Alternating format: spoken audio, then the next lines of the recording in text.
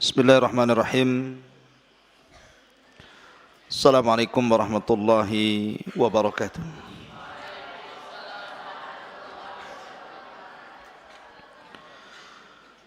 Bihamdillah wassalatu wassalamu ala rasulillah wa ala alihi wa sahbihi wa mawalah wa la hawla wa la quwwata illa billahi wa ba'du. Qala Allahu azza wa jal, ya ayyuhalladzina amanu taqullaha haqqa tuqatih wa la tamutunna illa wa antum muslimun, amma ba'du. Ma'asyiral muslimin yang dimuliakan Allah subhanahu wa ta'ala, alhamdulillah di malam hari ini kembali kita duduk di Masjid Pesantren Jabal Uhud, Tiban, Batam. Salawat dan salam tak lupa kita aturkan kepada Rasul kita Nabi besar Muhammad sallallahu alaihi wa ala alihi wasallam. Pembahasan di malam hari ini kita akan membahas 5 peristiwa hidup setelah kematian. 5 peristiwa hidup setelah kematian. Dan semua tertuang dalam satu surat di dalam Al-Quranul Karim, surah Al-Baqarah.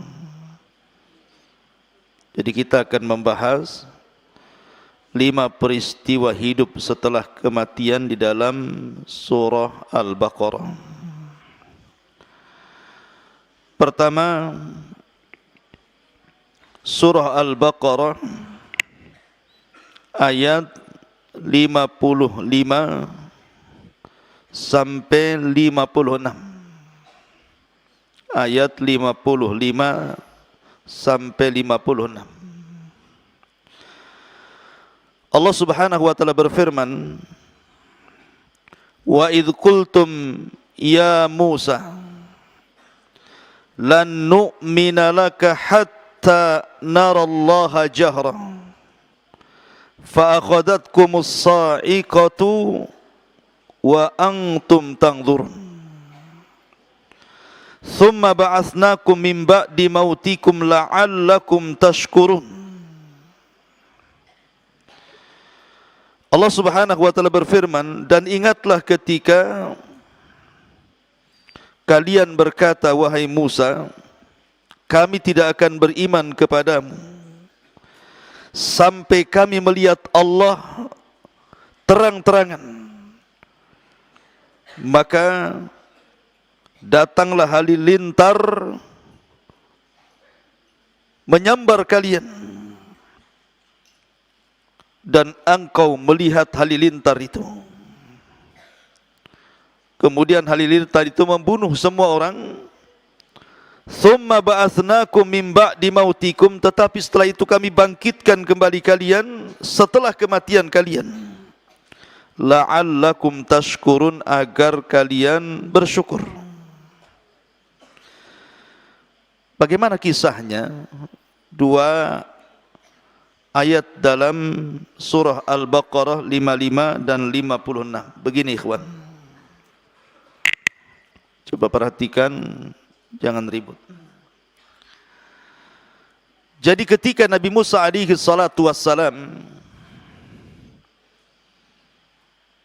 menghukum Bani Israel gara-gara mereka menyembah patung anak sapi yang dibuat oleh Samiri. Jadi ada orang namanya Samiri, munafiknya Bani Israel, membuat patung anak sapi dari emas. Lah Samiri ini memiliki tanah bekas pijakan kaki kuda Jibril. Jadi ketika Samiri melihat Jibril sedang berjalan bersama Nabi Musa saat Fir'aun ditenggelamkan, maka Samiri melihat pijakan kaki kuda itu, kemudian bekas pijakannya, tanahnya diambil. Kemudian setelah itu, karena Samiri mengutip emas-emas yang dibuang Bani Israel, karena itu emas-emas harta rampasan dari orang-orangnya Fir'aun di Mesir, maka mereka buang karena tidak boleh dibawa. Tetapi oleh Samiri dikutip emas itu, kemudian dicetak jadi patung sapi dari emas. Setelah dicetak jadi patung sapi, tanah bekas pijakan kaki kuda Jibril itu disiramkan ke dalam patung anak sapi itu. Tiba-tiba bersuara, lahu khuar, dalam Quran disebutkan, tiba-tiba suara keluar dari patung anak sapi itu. Gimana suara sapi? Oh, ya. Masyurul muslimin yang dimuliakan Allah subhanahu wa ta'ala. Lah ketika itu Nabi Musa sedang meninggalkan Bani Israel selama 40 malam untuk mengambil Taurat. Tiba-tiba Samiri mengatakan kepada Bani Israel, lihat, Musa Nabi kalian cari Tuhan jauh sekali, sampai harus ke Bukit Saina, padahal Tuhannya ada di sini, maksudnya patung anak sapi. Maka 70.000 Bani Israel murtad, menyembah patung anak sapi yang dirangkai Samiri dan meninggalkan agama tauhid. Maka sepulangnya Nabi Musa alaihi salatu wassalam dari Bukit Saina dan membawa Taurat serta papan Taurat, melihat 70 Bani Israel murtad, maka Musa pun murka. Kemudian memanggil Harun saudaranya, kemudian memanggil Samiri, akhirnya mengusir Samiri, kemudian menghukum Bani Israel berdasarkan Taurat dengan cara sebagai hukumannya dan sebagai tobatnya karena mereka sudah murtad, maka mereka harus saling tusuk-tusukan satu dengan yang lainnya, saling bunuh-bunuhan dengan satu dengan yang lainnya, sama-sama pegang pisau. Begitu cara tobatnya. Tusuk sini, kamu tusuk saya tusuk kamu. Ya. Akhirnya 70.000 orang itu semua mati. Awalnya mereka nggak mau, karena tobatnya harus saling bunuh-membunuh. Awalnya mereka nggak mau. Karena mereka nggak mau, maka mereka diancam dengan bukit Tur yang diangkat di atas kepala mereka. Wa rafa'na fawqakumut tur khudhu ma atainakum biquwwah. Maka Allah angkat bukit Tur di atas kepala mereka. Mau tobat atau mau dibanting bukit Tur ini? Tobat mati, tak tobat mati. Ya kan? Kalau tak tobat, dihantam bukit Tur mati. Kemudian tobat disuruh tusuk-tusukan, mati juga. Jadi tobat nggak tobat, dua-duanya mati. Tetapi mati di atas tobat, dzalikum khairul lakum inda bari'ikum. Itu lebih baik dibandingkan mati kena azab. Akhirnya mereka pun memilih tusuk-tusukan satu dengan yang lainnya. Kemudian semua mati sebanyak 70.000 Bani Israel. Mati semua. Ya. Maka Nabi Musa alaihi salatu wassalam mulai menggembleng orang-orang yang tidak terlibat dalam pemurtatan Samiri.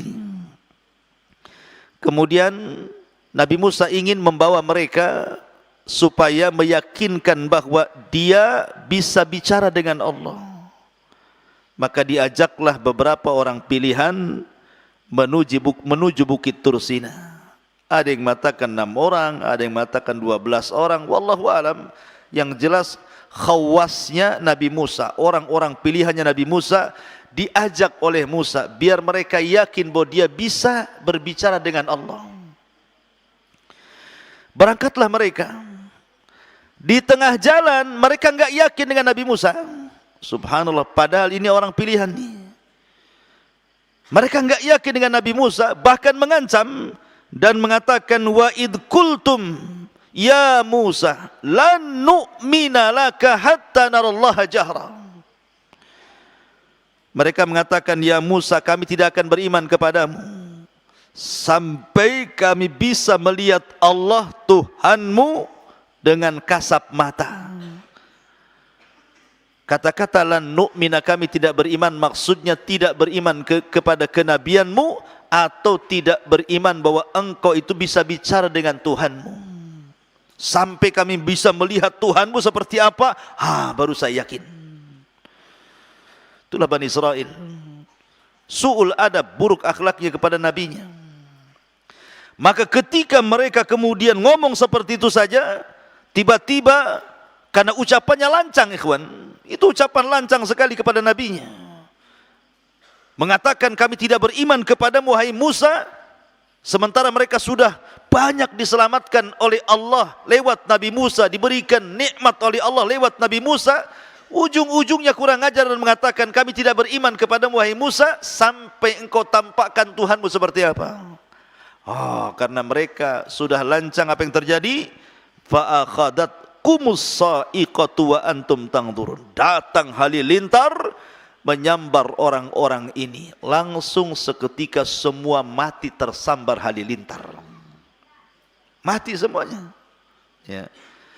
Tetapi setelah itu Nabi Musa berdoa kembali kepada Allah agar dihidupkan kembali.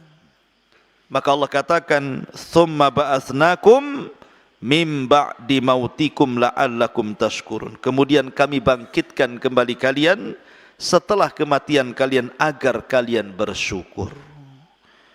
Maka di sini terjadi qudratullah, kuasa Allah, orang mati bisa hidup lagi. Ini kisah yang pertama.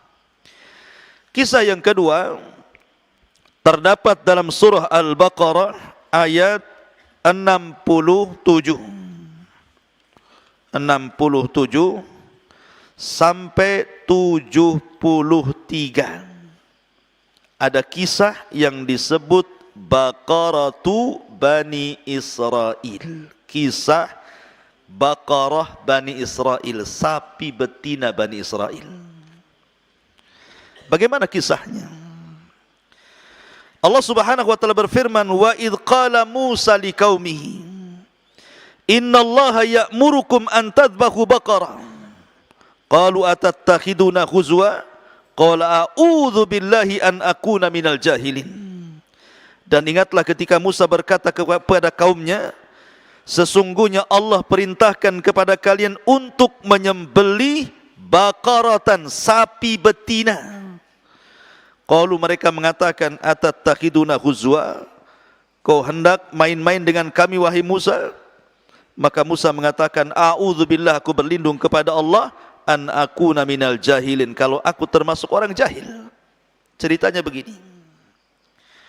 Di zaman Bani Israel ada orang kaya, kaya sekali, dan baik hati, suka sedekah, suka nyumbang, sehingga dicintai oleh Bani Israel. Kalau sudah kaya, dermawan, baik hati, pasti disukai orang. Tapi kalau sudah kaya, kemudian pelit, kemudian kedekut, kemudian tidak bakhil gitu ya, kemudian sombong, dibenci orang biasanya. Lebih-lebih sudah miskin, kedekut lagi. Ma'asyiral muslimin yang dimuliakan Allah Azza wa Jalla. Jadi ada orang kaya Bani Israel, saking kayanya, baik hati, suka dermawan, suka nih Bani Israel sama orang ini. Masalahnya dia hidup tidak punya keturunan. Maka dia mengambil anak saudaranya dijadikan anak angkatnya. Ponaannya dijadikan anak angkatnya. Tapi ponaannya tak tahu diri. Dilihat pamannya kaya raya, kemudian dia sudah diangkat jadi anak angkatnya, terpikir nih, gimana caranya mengambil hartanya. Maka iblis masuk ke otaknya begini, kalau kau ingin mengambil kekayaannya, bunuh pamanmu itu. Akhirnya malam-malam, gelap-gelap, kemudian dia pun beraksi dibunuh pamannya. Bani Israel tidak tahu. Setelah dibunuh pamannya, digendonglah jasadnya. Kemudian dibawa kepada kabilah lain, diletakkan di depan rumah kabilah lain. Supaya nanti dia dapat uang diatnya. Nanti orang nuduh kabilah itu yang bunuh. Kalau dalam hukum Islam, kalau bunuh dibalas bunuh, kalau tidak diat bayar unta 100 ekor unta. Kan lumayan juga, sudah dapat warisan, dapat 100 ekor unta katanya. Serakah. Akhirnya betul-betul diletakkan paman yang sudah dibunuh itu, kemudian diletakkan di kabilah lain, dan dituduh bahwa kabilah itu sudah membunuh pamannya dan harus bayar diat. Licik kan? Pertama mau ngambil hartanya, yang kedua mau ngambil diatnya. Akhirnya kemudian kabilah yang diletakkan jasad paman itu tidak terima. Kenapa? Karena merasa tidak membunuh masalahnya. Loh, kami tidak membunuh, kok kami dituduh pula membunuh? Sementara kabilah dari pamannya itu bangkit dan menuduh bahwa kalian yang membunuhnya, dan provokatornya adalah ponaannya ini, anak dari pamannya, anak dari saudaranya orang kaya itulah yang memprovokasi orang jadi provokator. Seolah-olah orang itu dan kabilah itu yang membunuhnya, sampai mau perang dua kabilah gara-gara kasus ini. Akhirnya sebelum terjadi peperangan, orang-orang yang berakal di antara mereka berkumpul, lah ngapain kita perang? Kan kita punya Nabi Musa. Cobalah kita tanyakan sama Nabi Musa, kira-kira siapa yang membunuh orang ini? Boleh jadi ada solusi. Yuk kita berangkat kepada Nabi Musa. Kisah inilah baru dimulai. Maka berangkatlah mereka kepada Nabi Musa. Apa katanya?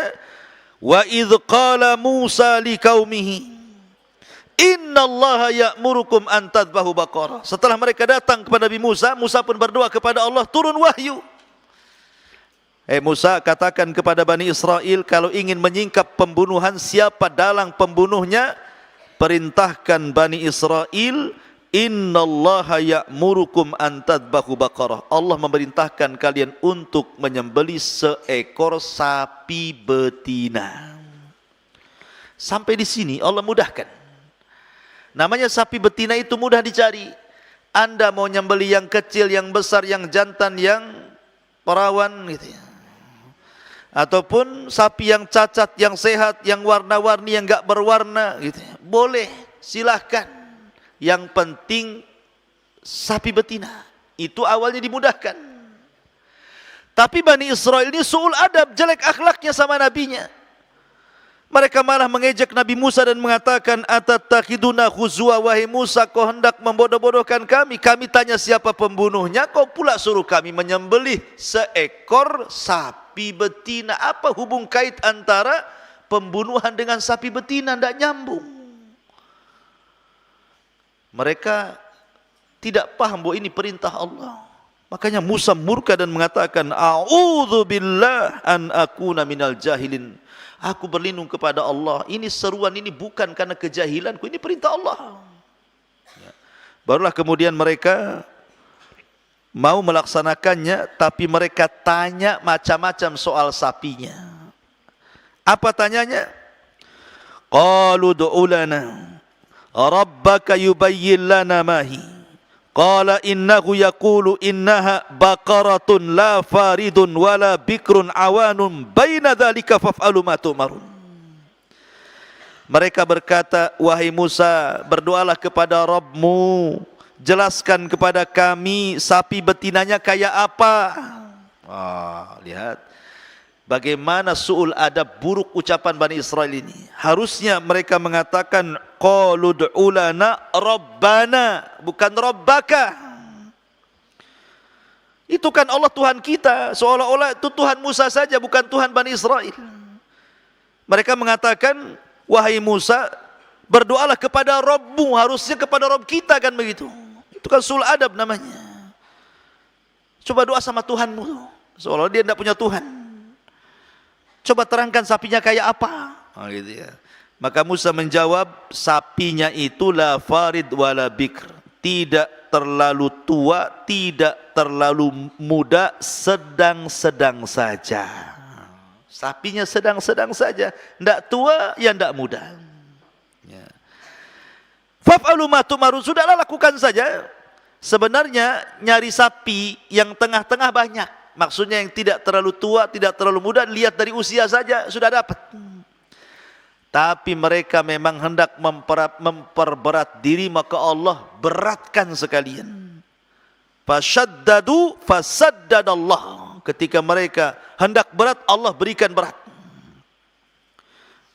Kemudian mereka mengatakan, qalu ulana rabbaka yubayyilana ma launuha. Gini wahai Musa, nampaknya enggak jelas itu. Sekarang kami tanya warnanya lah. Kayak apa warnanya itu sapi itu? Maka Musa mengatakan, warna sapinya, qala innahu yaqul innaha baqaratun safra faqi'un launuha tasurrun nadhirin. Sapi betinanya warnanya kuning tua, artinya kuning pekat, enggak ada warna lain. Kan sulit ikhwan cari sapi betina warna kuning pekat, kuning tua, kecuali sapinya dipilok. Kan susah warnanya, mau nyari di mana? Ya, warna sapi kayak gini nih. Cukup tidak, faqi'ul launuha tasurrun nadhirin. Di mana kuning itu tidak ada warna lain kecuali kuning, dan kalau orang melihatnya langsung suka, karena tidak semua orang suka sapi kan, tapi khusus sapi ini kalau orang melihat langsung senang. Wah, makin sulit lagi. Dasar degil Bani Israel masih dibilang enggak jelas. Gimana enggak jelas? Usianya yang tidak terlalu muda dibilang enggak jelas. Tanya warna, warna sudah jelas, cari yang kuning pekat, tidak ada warna lain, dibilang enggak jelas. Tanya lagi. Qalu ulana rabbaka yubayyin lana mahi innal baqarata syabaha alaina wa inna insyaallah la muhtadun. Maka mereka mengatakan, wahai Musa, tolonglah berdoa lagi, jelaskan sejelas-jelasnya. Sapi yang mau kami sembelih itu nampaknya masih samar. Bani Israel nih, degilnya kayak gitu. Masih samar nih, nggak jelas juga nih katanya. Pada sudah jelas dibilang nggak jelas. Ya. Tolonglah jelaskan yang sejelas-jelasnya biar kami dapat petunjuk. Oke, kata Nabi Musa. Musa berdoa kepada Allah kemudian mengatakan, qala innahu yaqul innaha baqar la dhalulun tuthirul arda wa la taskil hartha musallamatu la syiyata fiha qalul ana ji'ta bil haqq fadhabahuha wa ma kadu yaf'alun.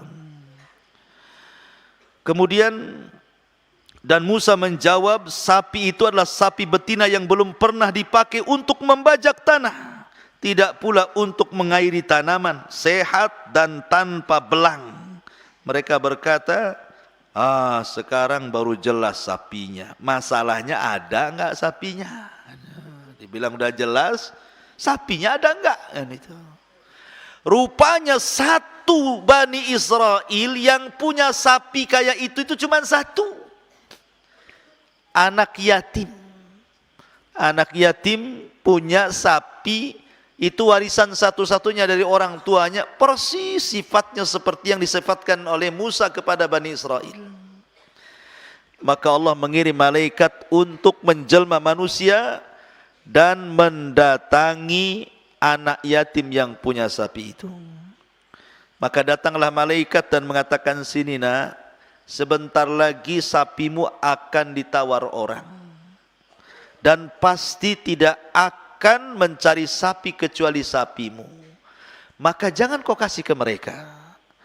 Tapi kalau seandainya mereka kekeh ingin sapimu nak, jualah sapimu dengan emas seberat sapimu. Emas seberat sapi, gimana pula tuh? Ya, kalau emas Jawa ya lah, mas kemana mas, kan itu ya. Berat tuh. Tapi kalau emas ini, emas gelang, emas anting, emas kalung, ini seberat sapi dari mana? Makanya Allah Subhanahu wa taala menjelaskan, Bagaimana hampir-hampir mereka tidak sanggup melakukannya. Apa kata Allah? Fakul nadribu wa idza fadhabahu wa ma kadu yaf'alun. Di ujung ayat Allah mengatakan fadhabahuha wa ma kadu yaf'alun. Maka mereka pun berhasil menyembelihnya, tapi hampir-hampir gagal. Kenapa? Bukan tidak ada sapinya, ini sapinya sudah ada. Masalahnya mahal sekali. Ya, karena harus membeli dengan emas seberat sapi itu. Dari mana coba? Terpaksalah akhirnya mak-mak, ibu-ibu gitu ya, dicopotin antingnya, kalungnya, gelangnya, dikumpulkan di kilo, kemudian setelah seberat sapi itu baru anak yatim memberikan sapinya. Anak yatim ini kaya mendadak gara-gara jual sapi. Ma'asyiral muslimin yang dimuliakan Allah Azza wa Jalla. Setelah kemudian dapat sapi, apa yang terjadi? Dibawalah sapi itu kepada Nabi Musa. Maka Nabi Musa menyuruh untuk menyembelihnya, disembelihlah sapi itu. Kemudian diambillah bagian daging dari sapi itu. Kemudian dipukulkan ke orang yang mati. Tiba-tiba hidup dia. Kemudian Musa bertanya, "Hei, siapa yang membunuhmu?" Kemudian orang yang mati ini melirik-lirik. Ternyata pandangannya langsung ke keponakannya. "Tuh yang bunuh saya tuh," katanya. Habis itu mati lagi. Ya, hanya ngasih tahu pembunuhnya, habis itu klak mati lagi. Tapi kan di sini sempat hidup sesaat. Ini namanya hidup setelah kematian. Kuasa Allah, hanya dipukul daging sapi bisa hidup.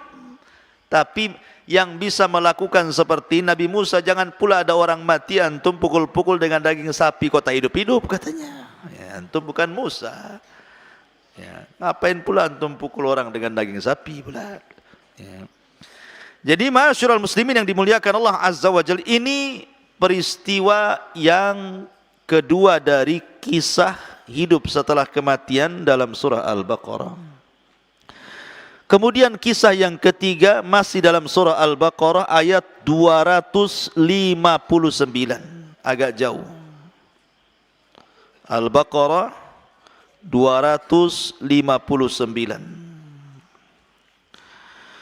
Allah Subhanahu wa taala berfirman di dalam Al-Baqarah 259 tentang kisah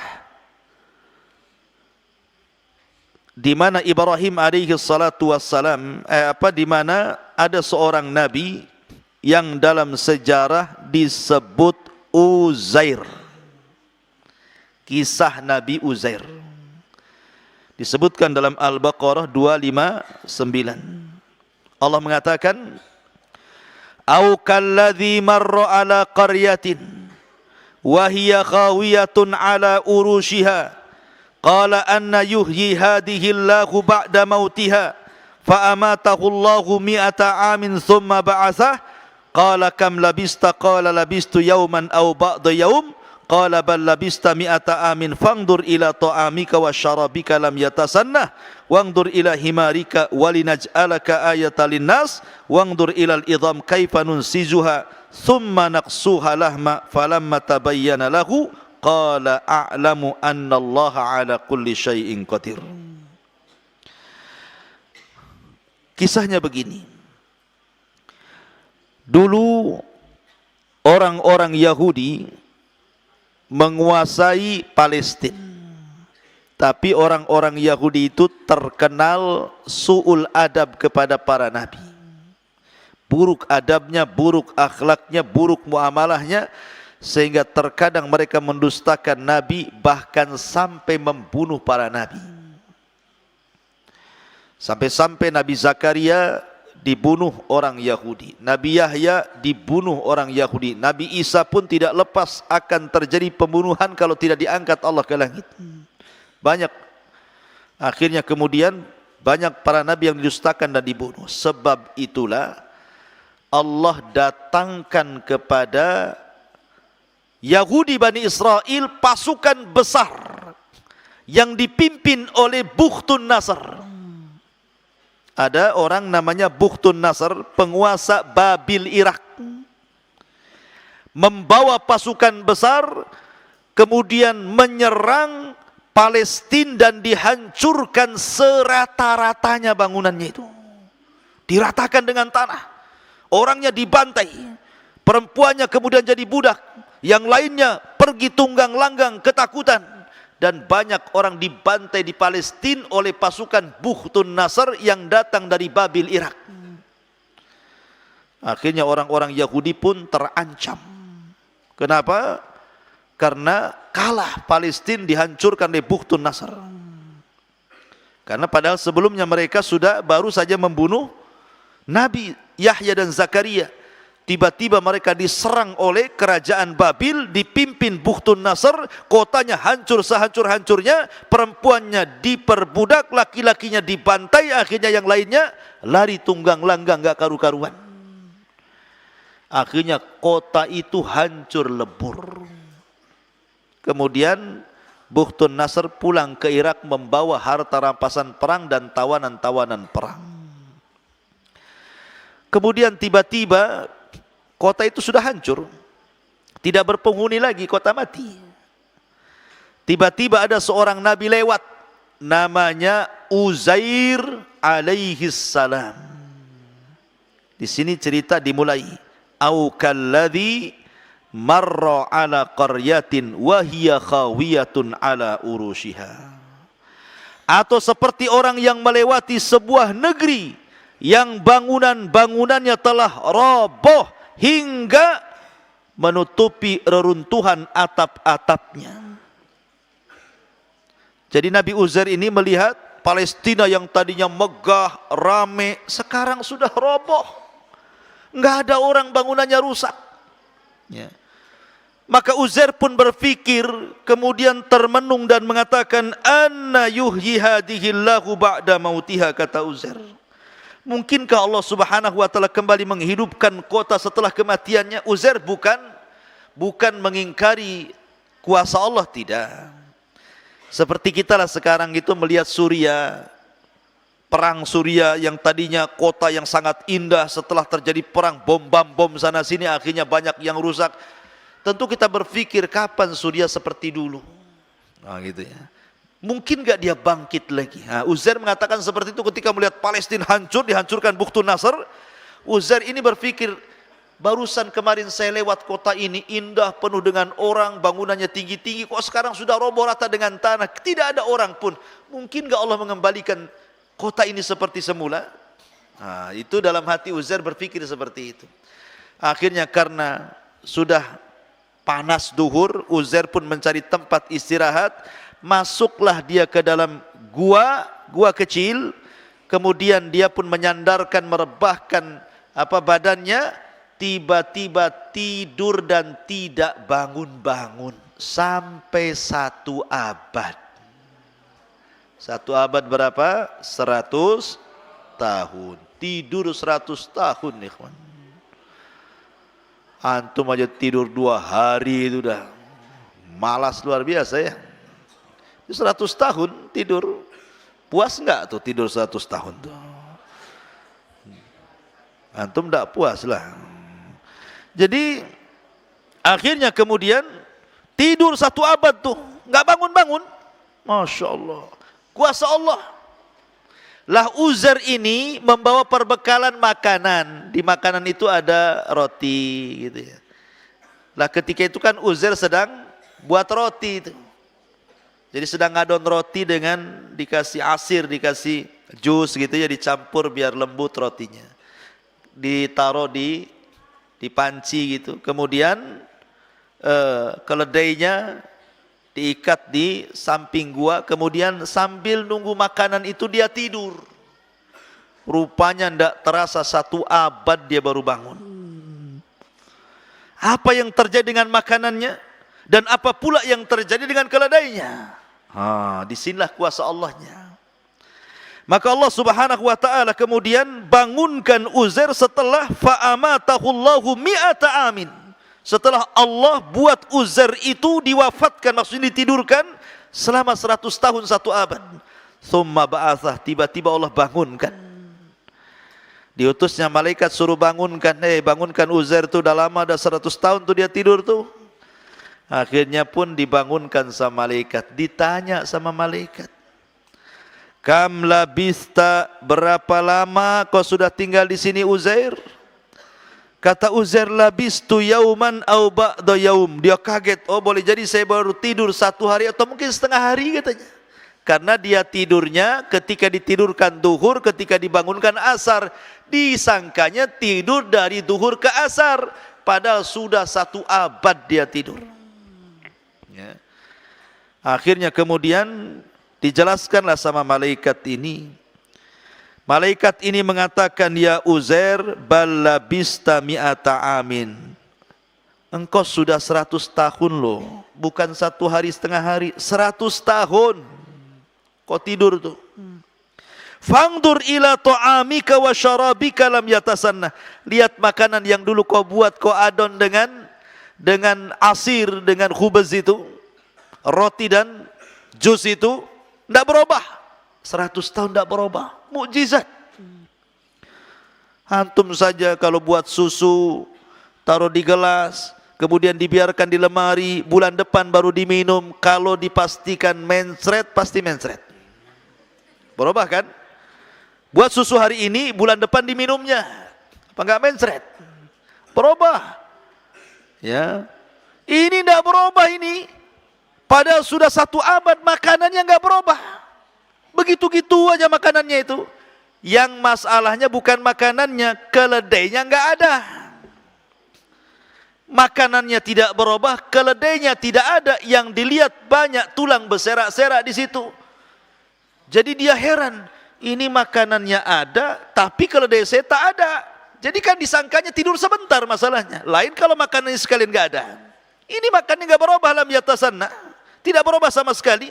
Tapi kok keledainya enggak ada, tapi kok banyak tulang di bawah ini. Akhirnya kemudian Allah Subhanahu wa taala berfirman, fangdur ila ta'amika wa syarabika lam yatasanna. Lihat makananmu, minuman enggak berubah kan? Tapi wangdur ila himarik, lihat sekarang keledaimu. Walinaj'alaka ayatan linnas, kami akan jadikan keledai itu tanda kuasa Allah bagi manusia. Wangdur ilal idhami kaifa nunsijuha thumma naqsuha lahma. Lihat bagaimana tulang akan dibalut kembali dengan daging dan akan hidup lagi. Tiba-tiba Allah Subhanahu wa taala menghidupkan keledai di hadapan Uzair. Tiba-tiba tulangnya pada bergerak, kemudian mendekat, kemudian menyambung satu demi satu.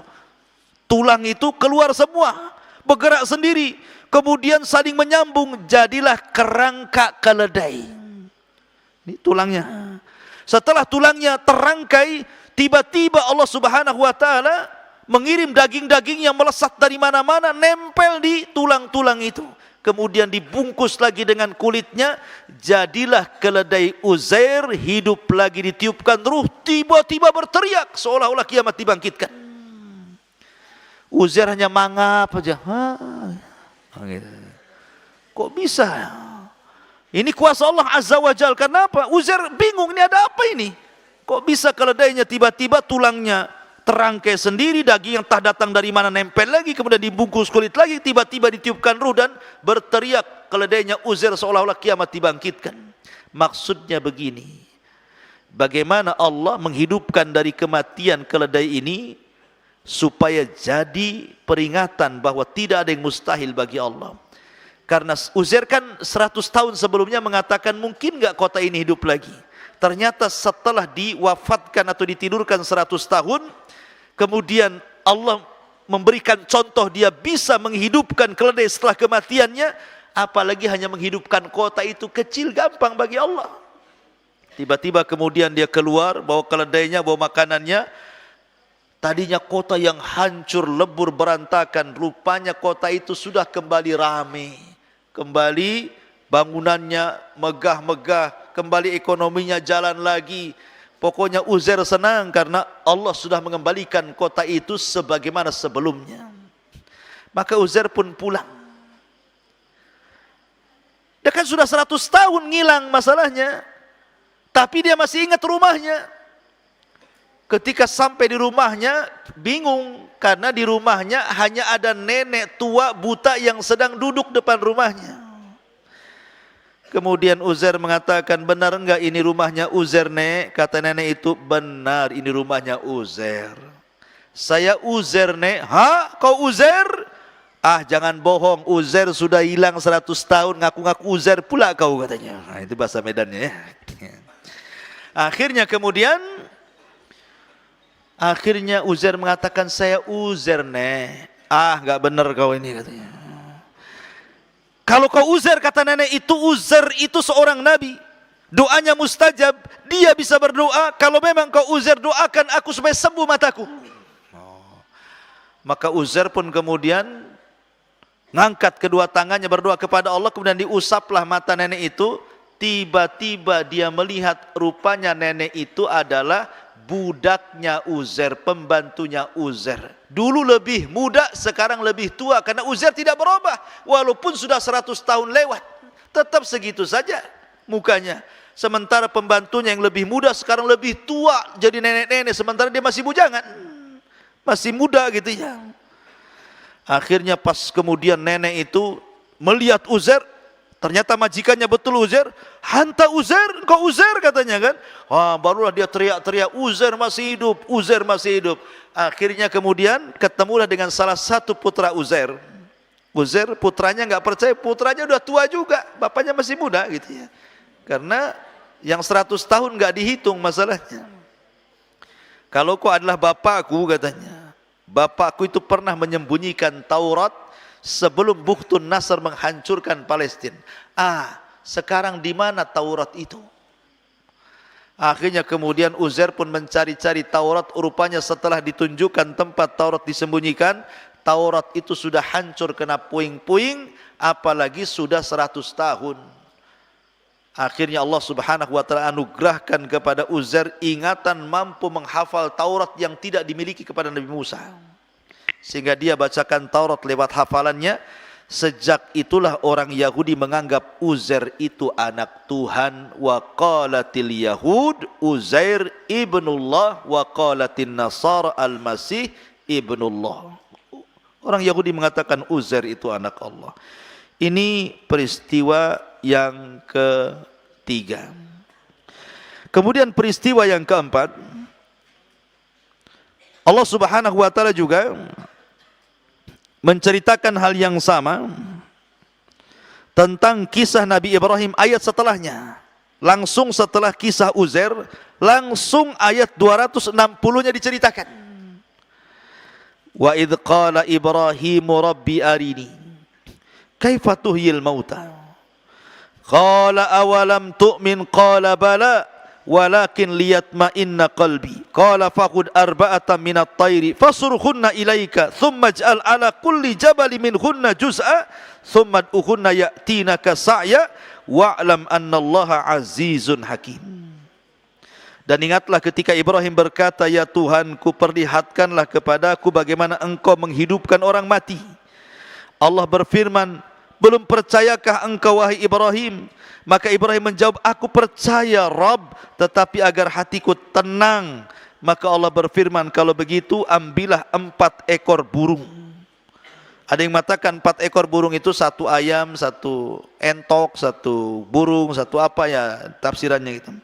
Yang jelas dia jenis burung. Kemudian cincanglah 4 burung itu.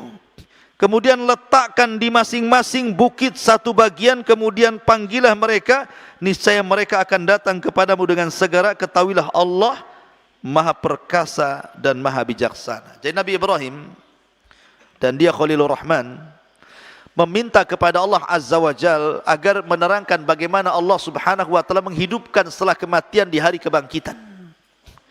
Maka Allah mengatakan, ya Ibrahim, kau tidak percaya aku akan membangkitkan manusia di hari kebangkitan? Kata Ibrahim, tidak, aku yakin, cuma aku biar tenang saja ya Rabb. Kalau begitu begini, kau tangkap 4 burung itu, kau cincang, letakkan kepalanya di Jabal Uhud 1, ya, badannya di mana? Di Himalaya sana 1, ya, buntutnya di mana? Di mana? Di Bandung sana, di Padang 1, Sumatera mana lagi? Di Alor sana, di Flores sana. Cari mana Himalaya sana. Jadi seandainya ini Kita contohkan, letakkan gunung sana, letakkan gunung sana, letakkan gunung sana, kepalanya sana, kakinya sini, badannya di sini. Akhirnya Ibrahim melakukannya. Kemudian setelah itu Allah katakan, panggil sekarang. Tiba-tiba ketika dipanggil, burung itu melesat, kepalanya lari, kakinya lari, badannya lari, sambil melayang terangkai sendiri. Tiba-tiba datang menghadap Ibrahim, sudah hidup kembali. Wah, luar biasa. Ya. Itu mukjizat Ibrahim. Kalau antum nyincang burung, ya ujung-ujungnya antum masak lah. Tidak mungkin dibalikan hidup lagi. Ya. Karena manusia tidak bisa menghidupkan yang seperti itu. Ini kisah yang keberapa? Yang keempat. Masih dalam surah Al-Baqarah. Kemudian kisah yang kelima, yang terakhir adalah kisah apa namanya? Kisah apa? Masih surah Al-Baqarah. Oh, kisah Nabi Hazkiel. Al-Baqarah 243. Ini yang terakhir ya. 243. Kisah Nabi Hazkiel 243. Allah Subhanahu wa taala berfirman 243, Alam tara ilal ladzina kharaju min diyarihim wa hum ulufun hadaral maut. Faqala lahumullahu mutu thumma ahyahum. Innallaha ladzu fadlin 'alan nas walakinna aktsaran nasi la yashkurun. Tidakkah engkau lihat kepada orang-orang yang mereka keluar dari negeri mereka dan jumlah mereka uluf ribuan karena menghindari kematian. Maka Allah berfirman kepada mereka, matilah kalian. Kemudian mereka mati. Kemudian Allah katakan, hiduplah kalian. Maka mereka pun hidup. Sesungguhnya Allah sungguh pemilik keagungan atas manusia, akan tapi kebanyakan manusia tidak bersyukur. Jadi begini kisahnya ikhwan, kisah Nabi Hazkiel ini. Jadi di Bani Israel itu pernah terjadi semacam corona. Dulu kan awal-awal corona di mana? Di Wuhan, Cina kan. Beritanya kan heboh tuh. Ya. Sampai mayat bergelimpang-gelimpangan tuh, enggak karu-karuan di jalan-jalan, sampai daerah negeri mana itu sampai enggak terurus jenazahnya. Meninggal geletak di jalan di mana-mana gitu ya. Macam itulah di zaman Bani Israel terjadi wabah yang disebut dengan wabah taun. Jadi datang taun membunuh ribuan jiwa Bani Israel, lah yang selamat keluar. Yang selamat keluar karena takut tertular taun. Akhirnya yang selamat tidak terkena taun itu mereka karena takut tertular, mereka keluar dari negerinya. Akhirnya mereka cari tempat yang selamat. Ketika sampai di tempat yang jauh dari tempat asal mereka terkena wabah, tiba-tiba baru sampai di tempat itu, rupanya malaikat maut sudah nunggu mereka. Tujuannya menghindar taun supaya jangan terkena penyakit taun agar tidak mati. Mereka keluar dari negerinya sampai di tempat yang dikira selamat, tiba-tiba malaikat maut pula ada di situ. Lah, ini gimana ceritanya? Menghindar kematian, jatuh ke kematian namanya. Maka ketika mereka sampai melihat malaikat maut, maka Allah perintahkan malaikat maut cabut mereka semuanya nyawanya itu. Akhirnya ribuan orang yang mengungsi mati semua. Kata para ulama, al-qadaru la yamna al-hadaru la yamna'ul qadaru.